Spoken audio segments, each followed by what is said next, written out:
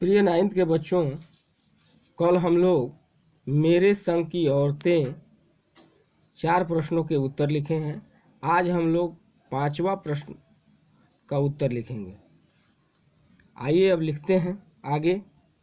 5वां प्रश्न लिखिए।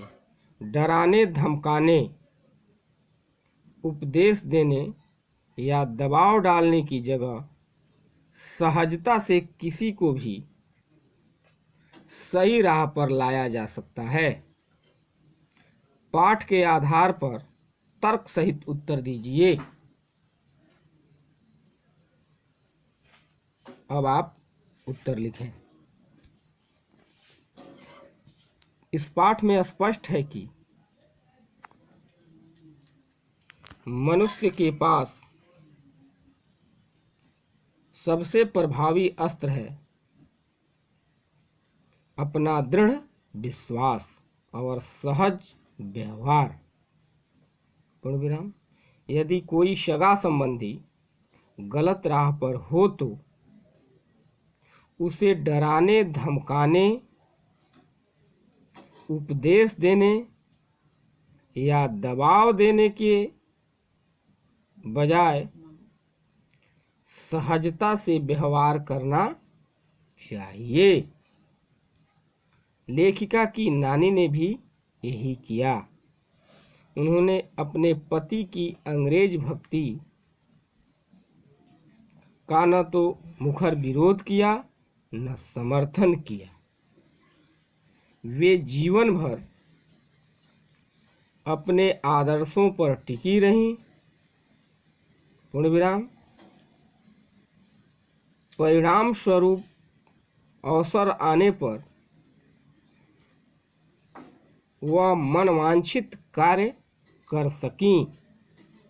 लाइन बदलिए। लेखिका की माता ने चोर के साथ जो व्यवहार किया वह तो सहजता का अनोखा उदाहरण है। उसने न तो चोर को पकड़ा न पिटवाया, बल्कि उससे सेवा ली और अपना पुत्र बना लिया। उसके पकड़े जाने पर उसने उसे उपदेश भी नहीं दिया, न ही चोरी छोड़ने के लिए दबाव डाला। उसने इतना कहा, अब तुम्हारी मर्जी, चाहे चोरी करो या खेती। पूर्ण विराम। उसकी इस सहज भावना से चोर का हृदय परिवर्तित हो गया। उसने हमेशा के लिए चोरी छोड़ दी और खेती को अपना लिया। प्रश्न नंबर 6। आइए लिखते हैं प्रश्न नंबर 6। शिक्षा बच्चों का जन्म सिद्ध अधिकार है। इस दिशा में लेखिका के प्रयासों का उल्लेख कीजिए। प्रश्न नंबर 6 हो गया। अब प्रश्न नंबर 6 का उत्तर आप लिखें। शिक्षा पाना बच्चों का जन्म सिद्ध अधिकार है। जिस बच्चे का जन्म हुआ है उसे उचित विद्यालय में शिक्षा मिलनी ही चाहिए। यदि कहीं शिक्षा की व्यवस्था नहीं है तो उसके लिए उचित प्रबंध किया जाना चाहिए। पूर्ण विराम। लाइन बदलें। लेखिका कर्नाटक के छोटे से कस्बे बागलकोट में थी। वहाँ उसके 2 बच्चों को पढ़ाने की समुचित व्यवस्था नहीं थी। अतः उसने एक अच्छा स्कूल खुलवाने का भरपूर कोशिश की। पहले उसके पास के कैथोलिक बिशप से प्रार्थना की वे वहाँ एक स्कूल खोलें। पूर्ण विराम। परंतु बिशप तैयार नहीं हुए। तब उन्होंने अपने कोशिशों से कुछ उत्साही लोगों के साथ लगाकर वहाँ एक अच्छा प्राइमरी स्कूल खुलवाया। पूर्ण विराम। उसमें लेखिका तथा अन्य अफसरों के बच्चे पढ़े तथा बाद में बड़े बड़े स्कूलों में भर्ती होने योग्य बन गए। प्रश्न नंबर 6 का उत्तर समाप्त हुआ। अब आप प्रश्न नंबर 7 लिखेंगे। आइए लिखते हैं। पाठ के आधार पर लेखिका के जीवन में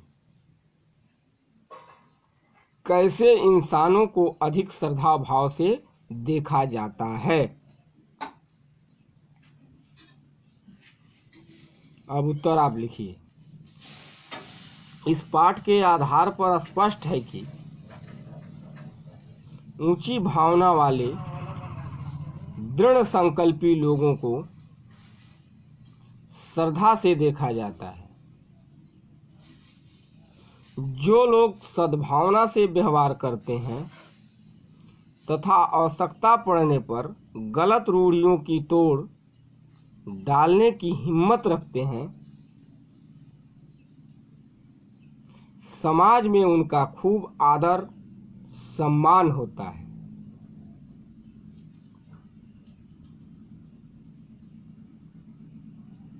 लाइन बदलिए। लेखिका की नानी इसलिए श्रद्धेय बनी क्योंकि उसने परिवार और समाज से विरोध लेकर भी अपनी पुत्री को किसी क्रांतिकारी से विवाह की बात कही। इस कारण वह सबकी पूज्य बन गई।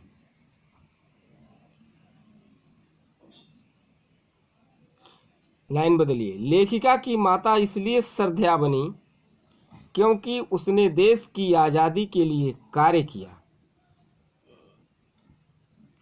कभी किसी से झूठ नहीं बोला, कभी किसी की गोपनीय बात को दूसरे को नहीं बताया। पूर्ण विराम। लाइन बदलें। यह सभी व्यक्तित्व सच्चे थे, लीक से परे थे तथा दृढ़ निश्चयी थे। इस कारण इनका सम्मान हुआ, इन पर श्रद्धा प्रकट की गई। प्रश्न नंबर 7 का उत्तर समाप्त हुआ। अब प्रश्न नंबर 8 आप लिखें। सच अकेलापन। प्रश्न नंबर 8 है, सच अकेलापन का मजा ही कुछ और है। एक नोटेड कॉमा में बंद कीजिए। इस कथन के आधार पर लेखिका की बहन एवं लेखिका के व्यक्तित्व के बारे में अपने विचार व्यक्त कीजिए। अब आइए आप उत्तर लिखिए।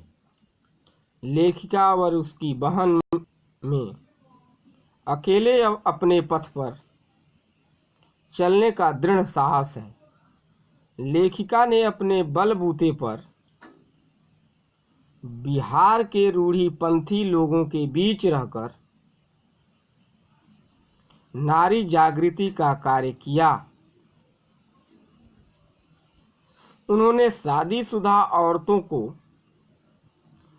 पर पुरुषों के साथ नाटकों में अभिनय करने के लिए प्रेरित किया। पूर्ण विराम। इसके लिए उनमें एक धुन सवार थी। इसी भांति उन्होंने कर्नाटक के एक छोटे से कस्बे बागलकोट में जाकर नया प्राइमरी स्कूल खुलवाया। पूर्ण विराम। लाइन बदलें। लेखिका की बहन रेणु अपने मन की मालिक खुद थी। उसे स्कूल से लौटते समय गाड़ी में आना पसंद नहीं था, इसलिए वह पसीने से तरबतर होकर भी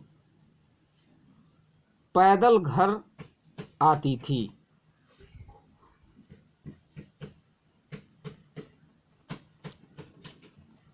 बीए की परीक्षा पास करने में उसकी कोई रुचि नहीं थी। उसने सभी से यह प्रश्न पूछा, आखिर बीए की डिग्री से क्या मिल जाएगा। संतोषजनक उत्तर न मिलने की स्थिति में उसने पेपर देने में खूब आनाकानी की। भीषण बरसात वाले दिन उसका अकेले स्कूल में जाना यह प्रमाणित करता है कि वह अकेले राह पर चलना जानती थी। पूर्ण विराम, लाइन बदल लें। ये दोनों व्यक्ति तो मौलिक थे, पूर्ण विराम, स्वतंत्र सोच रखते थे। वे लिख पीटने वाले पोगापंथी लोग नहीं थे, पूर्ण विराम। ये विचारवान थे और अपनी राह पर स्वयं चलने की हिम्मत रखते थे, पूर्ण विराम। आज आप लोग मेरे संग की औरतें के सभी प्रश्नों का उत्तर लिख लिए हैं।